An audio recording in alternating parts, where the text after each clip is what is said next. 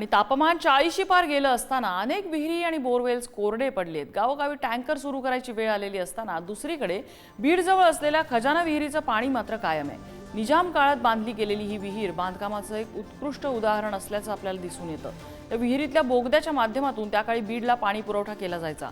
या विहिरीमध्ये आता मे महिन्यात सुद्धा पाणी पातळी कायम असून त्याचा आढावा घेतलाय आमचे प्रतिनिधी उदय नागरगोजे यांनी। दुष्काळी म्हणून ओळख असलेल्या बीडमध्ये देखील पाण्याचा खजाना आपल्याला काही ठिकाणी पाहायला मिळतो। बीडपासून अगदी 5 किलोमीटर अंतरावर असलेली ही निजामकालीन आहे विहीर, खजाना विहीर या विहिरीला म्हणतात।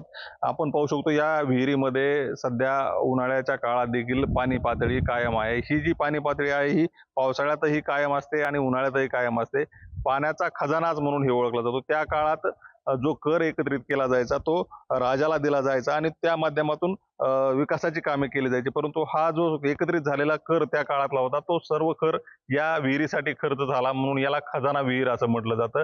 आपण पाहू शकतो एकीकडे बीड जिल्ह्यातील अनेक विहीर असतील, बोर असतील, कोरड्या पडत आहेत, पाणी पातळी त्याची कमी होत आहे, परंतु दुसरीकडे या विहिरीत मात्र पाणी कायम आहे।